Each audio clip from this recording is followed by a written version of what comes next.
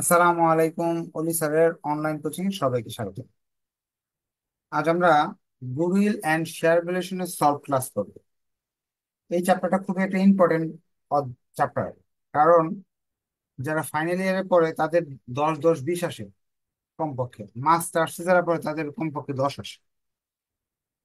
আর accounting theory বা applied accounting theory বইয়ের জন্য এই চ্যাপ্টারটা খুবই ইম্পর্টেন্ট, কারণ অ্যাপ্লাইড অ্যাকাউন্টিং থিওরি বইতে তো প্রচুর পরিমাণে অঙ্ক আসে না। অঙ্ক আসে হলো 5টা। এটার মাঝে এই চ্যাপ্টার থেকে কনফার্ম একটা আসে। এই জন্য এই চ্যাপ্টারটা থেকে যাতে 10 নম্বর আমাদের মিস না হয়, আমরা এই চ্যাপ্টারের উপর মোটামুটি 12টা ক্লাস করছি। 12টা ক্লাসে দেখা যায় 3টা চ্যাপ্টার করা যায়, কিন্তু একটা চ্যাপ্টার উপর 12টা ক্লাস নেওয়ার মূল কারণটা হলো যাতে এই চ্যাপ্টার থেকে 10 নম্বর মিস না হয়। প্রশ্ন যত কঠিনই হোক না কেন, আপনারা যাতে এই চ্যাপ্টার থেকে প্রশ্ন আনসার করতে পারেন। এখানে 12 ক্লাসে আমি মোটামুটি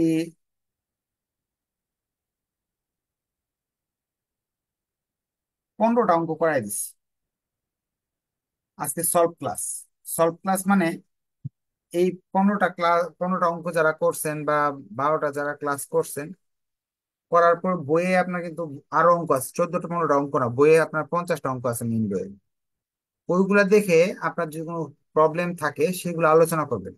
আর যদি আপনি আজকে নতুন হয়ে থাকেন তাহলে বাদ দেন আজকের ক্লাস।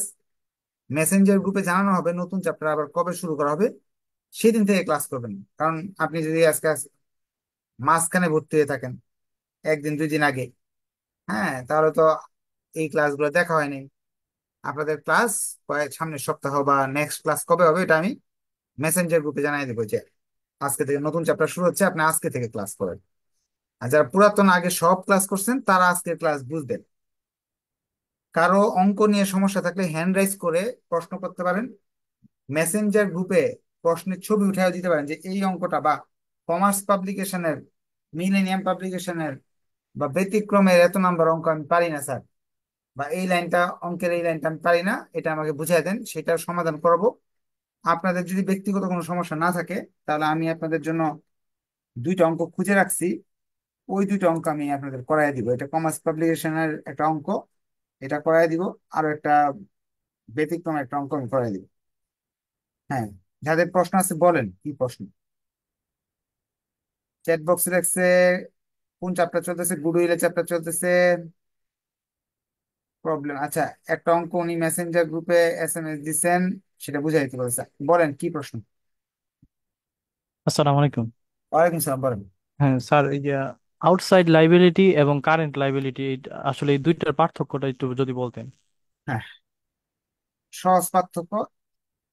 লাইবিলিটিকে 2 ভাগে ভাগ করা হয়েছে।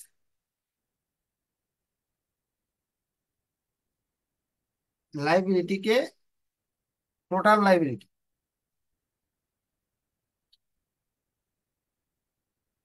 প্রথম থেকে আসি। সমীকরণ, হিসাব সমীকরণ। এ সমান সমান অ্যাসেট সমান সমান লাইবিলিটি, টোটাল অ্যাসেট সমান সমান টোটাল লাইবিলিটি। এই লাইবিলিটি 2 রকম হয়েছে, একটা ব্যবসা প্রতিষ্ঠানের ভিতরে আর একটা ব্যবসা প্রতিষ্ঠানের বাইরে। একটা হলো এল, আর একটা হলো ই। এটা মালিকের সকল ধরনের পাওনা, আর এটা হলো পাওনাদারদের সকল ধরনের পাওনা। মালিকের পাওনা কি হতে পারে? মালিকের মূলধন, capital, reserve, profit and loss account, এগুলো মালিকের মালিকের বেতন মূলধনের থেকে এগুলা সৃষ্টি হয়েছে। ব্যালেন্স শিট যখন আমরা করি, share capital and reserve and surplus, দুইটা আইটেম, যেই 2টা আইটেম মিলে হয় ইকুইটি। আর লাইবিলিটিকে 2টা ভাগ করি আমরা যখন ব্যালেন্স শিট তৈরি করি। একটু দেখাই আমি, দেখাইলে আপনারা ভালো করে বুঝবেন। বেসিক জানা দরকার, যেহেতু আপনি ফাইনাল ইয়ারে বা মাস্টার্সে পড়েন। বেসিক না জানলে তো আপনার ভবিষ্যৎ খুব অন্ধকার। কারণ কি, ভাইভাতে ওইগুলো জিজ্ঞাসা করতে পারে, চাকরি ভাইভাতে এটা কি সেটা কি। তখন যদি আপনি না পারেন, তখন তো হয়ে যাবে বিপদ। দেখি এখানে আছে কিনা। ফার্স্ট ইয়ারের বই একেবারে, এটা এটা ফার্স্ট ইয়ারের কোয়েশ্চেন যেটা আপনি করছেন। এই যে আমরা লাইবিলিটিকে দুই ভাগ করছি, একটা কারেন্ট লাইবিলিটি, একটা long term liability. Current liability হলো এইগুলো, লং টার্ম লাইবিলিটি এটা। অনার ইকুইটির ভিতরে শেয়ার ক্যাপিটাল ছাড়াও রিজার্ভ এগুলো থাকে আর কি। এখন এই লাইবিলিটিকে দুই ভাগে ভাগ করছি। এটা হলো ইনসাইড, ব্যবসা প্রতিষ্ঠানের ভিতরে, এটা হলো আউটসাইড। এখন একটা কারেন্ট লাইবিলিটি, একটা long term liability. Current liability 1 বছর, সর্বনিম্ন মেয়াদ 1 বছর, সর্বোচ্চ মেয়াদ 1 বছর। আর লং টার্ম হলো 1 বছরের চেয়ে বেশি। কারেন্ট লাইবিলিটির মধ্যে পড়ে অ্যাকাউন্টস পেবল, নোটস পেবল, আর তারপরে আপনার এই ছোটখাটো ক্রেডিটর্স, যে কোনো ট্যাক্স পেবল, ট্যাক্স রিজার্ভ 1 বছরের মধ্যে দিতে হবে, ডিভিডেন্ড পেবল, এইগুলো কারেন্ট লাইবিলিটি পড়ে। লং টার্ম লাইবিলিটি হলো বন্ড, তারপরে আপনার এই কি বলে, এই লোন, ব্যাংক লোন, বড় ধরনের 5 বছর, 10 বছর, 20 বছর ডিবেঞ্চার, এই এই জিনিস। এখন যখন কারেন্ট লাইবিলিটি বলে তাহলে এইগুলা নিব, আর লং টার্ম লাইবিলিটি হলে সব লাইবিলিটি নিব। আশা করি প্রশ্নের উত্তর পেয়েছেন। আচ্ছা, আরেকজন প্রশ্ন করছে, বলেন কি, কি বুঝেন নাই?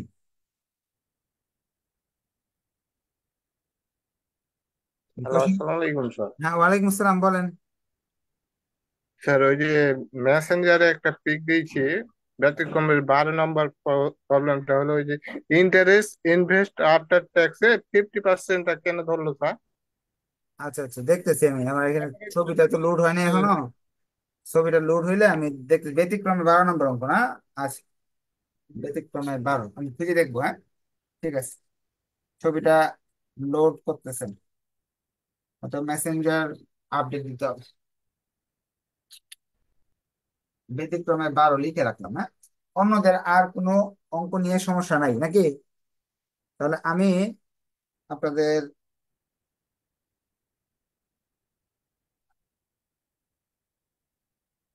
আচ্ছা, আমি এটা দেখে আপনার বলতেছি। ব্যতিক্রমে 12,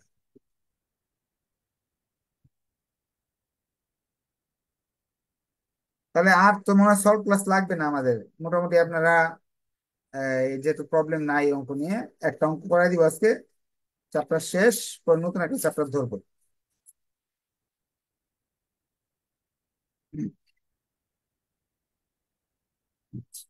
এখানে আপনার, ওনার প্রশ্নটা হলো, একটা অঙ্কে দেওয়া আছে ডিবেঞ্চার এবং ইনভেস্টমেন্ট, এই দুইটার যে যখন এভারেজ ক্যাপিটাল এমপ্লয়েড বের করে, তখন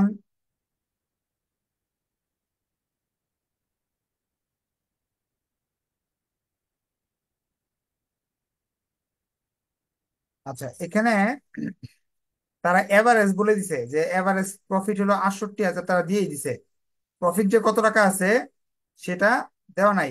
এই জন্য সুদগুলো তারা 50%, 50% এভারেজে ধরে নিচ্ছে, অর্ধেক। আপনারা এটা 50% না ধরে করলেও চলবে, কোনো সমস্যা নাই। ওই যে এভারেজ যে বলে দিছে, প্রফিটটাও এভারেজ দেওয়া আছে, এই জন্য সুদগুলোও এভারেজে ধরছে আর কি। আপনি যদি সরাসরি ধরেন কোনো সমস্যা নেই। আচ্ছা, আমরা একটা কমার্স পাবলিকেশন একটা অঙ্ক নিয়ে আলোচনা করার, আরেকজন হাত উঠেছে, বলেন কি প্রশ্ন? আজকে সলভ ক্লাস, আপনাদের কথাই নিব আমি, বলেন। স্যার আসসালামু আলাইকুম। হ্যাঁ, ওয়ালাইকুম আসসালাম।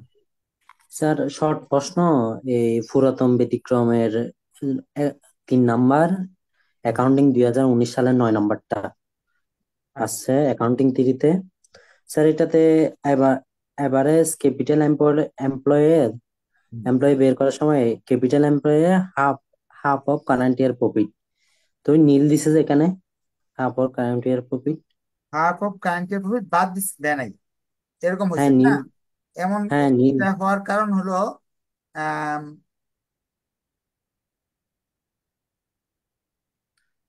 না, লাস্ট ইয়ার একটা আচ্ছা, দুইটা কারণে হয় এটা, যে হাফ অফ কারেন্টের প্রফিট দুইটা কারণে বাদ দেওয়া যায় না। এক, যদি প্রফিট উঠায় ফেলায়, উইথড্র করে ফেলে, উইথড্র করে ফেলে যদি, তাহলে সেটা প্রফিট উঠায় ফেলা যায়। আর আপনার দেখি এখানে কি দেওয়া আছে, ইন দ্য বিজনেস এত, the normal rate of return 10%, the company will able to maintain super profit 3 year. আচ্ছা, এখানে এই কারেন্ট ইয়ার প্রফিটটা নির্দিষ্ট করা নাই, তাই এটা এটা করছে আপনারা এটা লাস্ট ইয়ারের যে প্রফিটটা, প্রথমে এটা প্রথম ইয়ার ধরবেন, তারপর এটা দ্বিতীয় ইয়ার ধরবেন, তৃতীয় ইয়ার ধরবেন, ধরে half of current year profit বাদ দিয়ে দিবেন, সমস্যা হবে না। আর ব্যতিক্রমে দেখা যায় কি অনেক অঙ্ক ভুলও থাকে, আপনারা মেইন বই ইউজ করার চেষ্টা করবেন, হ্যাঁ। আচ্ছা, আমরা আর একটা অঙ্ক করি, যেহেতু ক্লাসে আমরা উপস্থিত হয়েছি। মেইন বইয়ের কমার্স পাবলিকেশন একটা অঙ্ক। The following is the balance sheet of Purbasha limited as at December 31, 2017। Purbasha লিমিটেডের একটা ব্যালেন্স শিট দেওয়া আছে, শেয়ার ক্যাপিটাল দেওয়া আছে 1 লাখ টাকা, জেনারেল রিজার্ভ আছে 20,000 টাকা, ট্যাক্স রিজার্ভ আছে 30,000 টাকা, ওয়ার্কার সেভিং অ্যাকাউন্ট আছে 15,000, ক্রেডিটর্স আছে 49,000, প্রফিট অ্যান্ড লস অ্যাকাউন্ট আছে 16,000 টাকা। এই তথ্য দিয়ে ডান পাশে দেওয়া আছে প্ল্যান্ট অ্যান্ড মেশিন আছে 65,000, ল্যান্ড দেওয়া আছে 55,000, ট্রেডমার্ক দেওয়া আছে 10,000, স্টক দেওয়া আছে 24, ডেপ্টর্স 44, ক্যাশ 6,000, প্রিলিমিনারি এক্সপেন্স আছে 6,000। এই তথ্যগুলো অঙ্কে দেওয়া আছে। সম্পদ এবং দায় নিচে বলছে land and building have been valued at 1,25,000 and plant and assets ও 55,000 টাকা। 5,000 অফ ডেপ্টর্স আর ব্যাড, 5,000 টাকা আপনার অনাদায়ী পাওনা আছে। Profit of the company have been as follow, 3 বছরের প্রফিট দেওয়া আছে 15, 16, 17। It is the company practice to transfer 25% of profit to reserve. এই জিনিসটা নতুন, রিজার্ভে আপনার 25% প্রফিট রেখে দেয় তারা। Ignore tax, find out the value of share on the yield and net basis. Similar company give a yield of 12%, NRR এর মান দেওয়া আছে 12%, on the market value of the their share. Goodwill may be taken to be worth 1 lakh. Goodwill এর মান 1 লাখ দেওয়া আছে। এই অঙ্ক দিয়ে তারা বলছে আপনাকে গুডউইল এই শেয়ারের দাম বের করতে হবে, মার্কেট ভ্যালু সিস্টেমে শেয়ারের দাম বের করতে হবে। এখন আমি শেয়ারের দাম বের করতে হলে ফার্স্টে তো আমার নেট অ্যাসেট দরকার। আমরা করতেছি হলো কমার্স পাবলিকেশনের প্রবলেম 5 নাম্বার অঙ্ক। নেট অ্যাসেট বের করবো। নেট অ্যাসেট বের করার জন্য ফার্স্টে দেখেন প্ল্যান্ট অ্যাসেট দেওয়া আছে 65, উপরে নিচে দেওয়া আছে 1,25,000, 1,25,000 নিতে হবে। ফার্স্টে গুডউইলটা নিয়ে নিই। সবার নিচে যে গুডউইল দেওয়া আছে, গুডউইলের টাকাটা আমি সবার আগে নিয়ে নিচ্ছি। ওই যে নিচে গুডউইল দেওয়া আছে 1 লাখ, এটা নিয়ে নিচ্ছি। বিল্ডিং 1,25,000, মেশিন 55,000, এইগুলো আমি নিয়ে নিলাম। Goodwill present value of asset, goodwill আছে হলো 1 লাখ। তারপরে আছে ল্যান্ড, নিচে দেওয়া আছে land and building 1,25,000, plant and machinery 55 নিচে দেওয়া। ট্রেডমার্ক, অনেকে মনে করবেন ট্রেডমার্ক ভুয়া সম্পদ, না, ট্রেডমার্ক আসবে, আসবে না হলো প্রিলিমিনারি এক্সপেন্স। স্টক, স্টক তো প্রশ্নই দেওয়া আছে যেটা, এটাই আসবে 24,000। এরপর ডেপ্টর্স, ডেপ্টর্স এর টাকা যেটা আছে এখান থেকে 44 থেকে 5,000 টাকা আমাদের পাওনা আছে, বাদ দিব।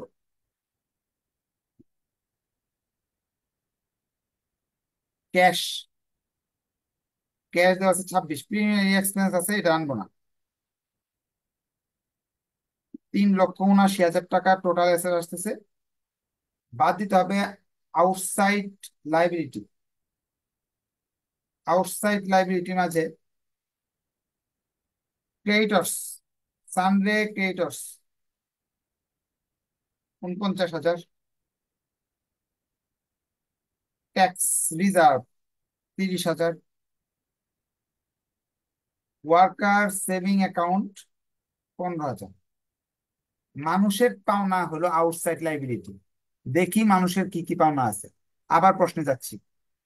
এই যে একজন প্রশ্ন করছিল, এই যে দেখেন শেয়ার ক্যাপিটাল মালিকের 1 লাখ, জেনারেল রিজার্ভ মানে মালিকের যে লাভগুলো হয়েছে প্রতি বছর এটা জমানো দাও 20,000 টাকা। ট্যাক্স রিজার্ভ মানে সরকারের রিজার্ভ টাকা, এটা মালিকের না, এই জন্য যে ট্যাক্স রিজার্ভ কিন্তু আউটসাইড লাইবিলিটি আসলো। ওয়ার্কার সেভিং অ্যাকাউন্ট, কর্মীদের যে বেতন থেকে কিছু টাকা আমরা রেখে দিই, রেখে টাকা জমায় রাখছি, এটা।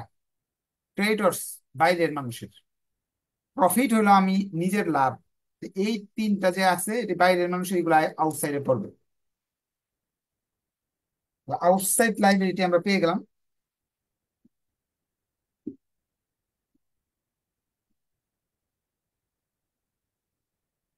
যেটা আসলো নেট অ্যাসেটস। এখন তারা বলছে তারপরে আমাদের বের করতে, নেট অ্যাসেট যেহেতু বের করে ফেলছি, আমরা ইচ্ছে করে ইন্ট্রিনসিক ভ্যালু মেথডে করতে পারবো। ইন্ট্রিনসিক ভ্যালু দিয়েও করা যাবে, মার্কেট ভ্যালু দিয়েও করা যাবে। তারা বলছিল find out the value of share on the yield and net asset basis. Net asset basis হলো intrinsic value method. Intrinsic value method করতে বলছে, ইয়েল্ড পদ্ধতি করতে বলছে। ইন্টেন্সিক ভ্যালু মেথডে আমি করব।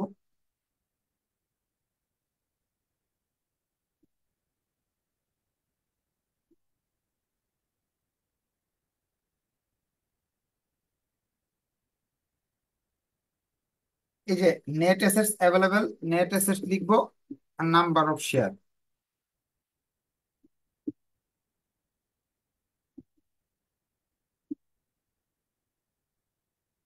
নাম্বার অফ শেয়ার কত আছে আমরা একটু দেখে আসি।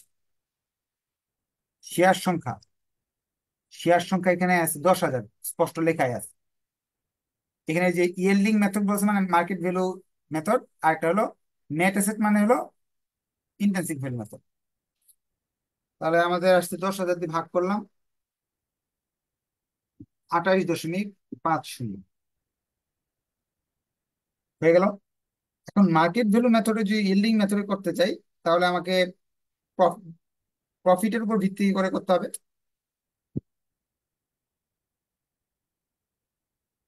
অ্যাভারেজ প্রফিট, অ্যাভারেজ প্রফিট বের করতে হলে 3 বছরের প্রফিট দেওয়া আছে, 40, 45, 55 ভাগ করলাম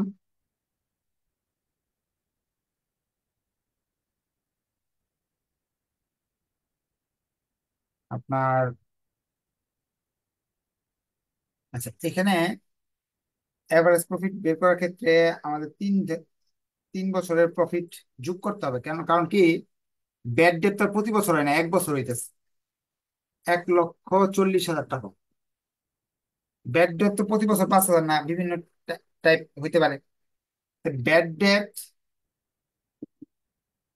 5,000 টাকা বাদ দিব, থাকলে 1,35,000 টাকা।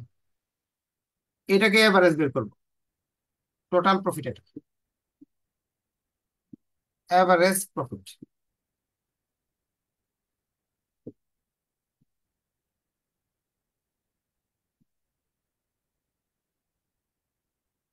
তাহলে আসবে 1,00,000 শুধু 45,000। এই 45,000 থেকে রিজার্ভে আমরা 25% রেখে দিই। এইটা নতুন ছিল রিজার্ভ, এই জিনিসটা আমরা আগে পাইনি, একটু দেখে দিই। এই যে বলছে companies practice to transfer 25% of profit to be reserve. নতুন আইটেম।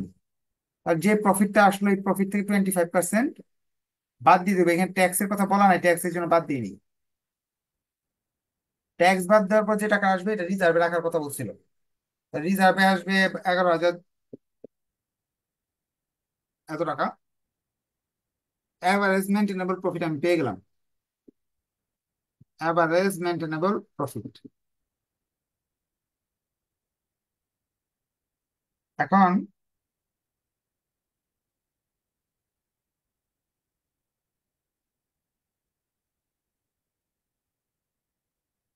এক্সপেক্টেড রিটার্ন,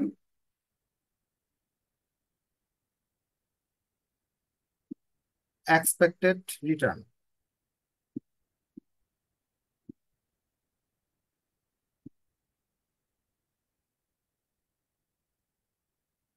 আমি কত টাকা লাভ করার আশা করতেছি, বা এখান থেকে যে লাভটা আসতেছে, এই যে 33,750 কে যদি আমি মোট মূলধন ক্যাপিটাল যেটা আছে, অর্থাৎ এভারেজ মেনটেনেবল প্রফিট কে ক্যাপিটাল দিয়ে ভাগ করি, 100 দিয়ে গুণ করি, বেরিয়ে আসবে এক্সপেক্টেড রিটার্ন। এক্সপেক্টেড রিটার্ন আসতেছে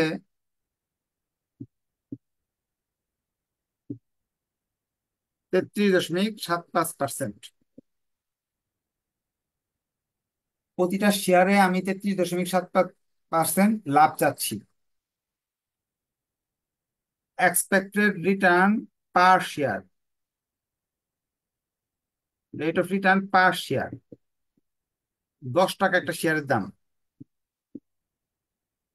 প্রতি শেয়ারে আমার আশা হলো, প্রত্যাশা হলো, সরি প্রত্যাশা না, প্রতি শেয়ারে আমি পাচ্ছি, আসলে প্রতি শেয়ারে আমি পাচ্ছি 3 টাকা।